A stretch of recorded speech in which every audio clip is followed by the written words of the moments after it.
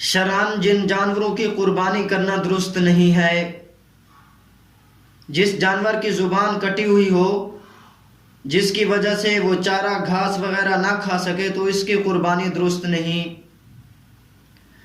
اگر بھیڑ، بکری اور دمبی کے ایک تھن سے دودھ نہ اترتا ہو تو اس کی بھی قربانی درست نہیں ہے۔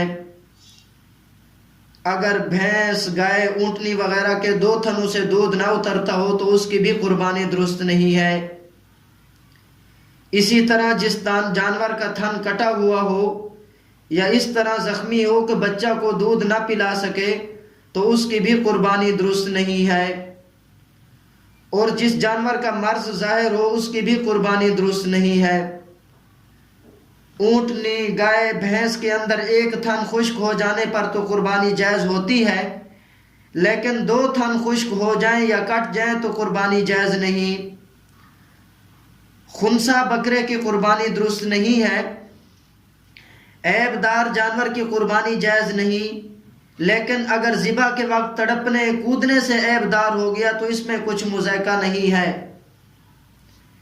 ایک اصولی بات بیان کر دیتا ہوں، وہ یہ ہے کہ اگر کسی نے قربانی کے لیے بے عیب جانور خریدا تھا مگر بعد میں کوئی ایسا عیب و نقص پیدا ہو گیا جس کی وجہ سے قربانی درست نہ ہو، تو اگر قربانی منت نظر کی ہو تو اس کی جگہ بے عیب جانور کی قربانی کرنا ضروری ہے، خواہ وہ شخص امیر ہو یا غریب۔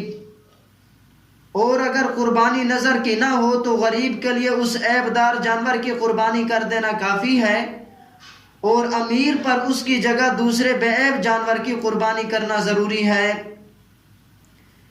جس جانور کے پیٹ میں بچہ ہو اس کی قربانی صحیح ہے، لیکن شامی میں کفایہ سے منقول ہے کہ ولادت کے قریب جانور کو ذبح کرنا مکروہ ہے۔ بچہ جو پیٹ میں سے نکلے اس کو ذبح کر لیا جائے، اس کا کھانا حلال ہوگا، اور اگر وہ مردہ نکلے تو اس کا کھانا امام ابو حنیفہ رحمہ اللہ علیہ کے نزدیک درست نہیں ہے۔ جو جانور اندھا ہو یا کانا ہو، ایک آنکھ والا ہو، یا اس کی ایک آنکھ کی تہائی روشنی یا اس سے زیادہ جاتی رہی ہو، یا ایک کان تہائی یا تہائی سے زیادہ کٹ گیا، یا تہائی دم یا تہائی سے زیادہ کٹ گئی، تو ایسے جانور کی قربانی درست نہیں ہے۔ جو جانور اتنا لنگڑا ہے کہ فقط 3 پاؤں سے چلتا ہے، چوتھا پاؤں زمین پر رکھتا ہی نہیں، یا چوتھا پاؤں رکھتا تو ہے لیکن اس سے چل نہیں سکتا، تو اس کی بھی قربانی درست نہیں ہے۔ اور اگر چلتے وقت وہ پاؤں زمین پر ٹیک کر چلتا ہے اور چلنے میں اس سے سہارا لگتا ہے لیکن لگڑا کے چلتا ہے تو اس کی قربانی درست ہے۔ اتنا دبلا، لاغر، بالکل مریل جانور جس کی ہڈیوں میں گودا نہ رہا ہو یا جو ذبح کرنے کی جگہ خود نہ جا سکتا ہو اس کی قربانی درست نہیں۔ اور اگر اتنا دبلا پتلا نہ ہو تو دبلا ہونے سے کچھ حرج نہیں، یعنی مرض کی وجہ سے نہیں بلکہ قدرتی ساخت ایسی ہے تو اس کی قربانی درست ہے، لیکن موٹے اور فربا جانور کی قربانی کرنا زیادہ بہتر ہے۔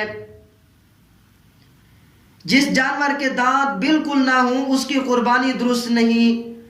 ہاں اگر کچھ دانت گر چکے ہوں لیکن جتنے گرے ہیں ان سے زیادہ باقی ہیں تو اس کی قربانی درست ہے۔ جس جانور کے پیدائش ہی سے کان نہیں ہے اس کی بھی قربانی درست نہیں ہے، یا کان تو ہے مگر کسی کان کا تہائی حصہ یا زیادہ کٹا ہوا ہو تو اس کا بھی یہی حکم ہے۔ اور اگر جانور کے پیدائش سے کان تو ہیں لیکن بالکل ذرا ذرا سے چھوٹے چھوٹے ہیں تو اس کی قربانی درست ہے۔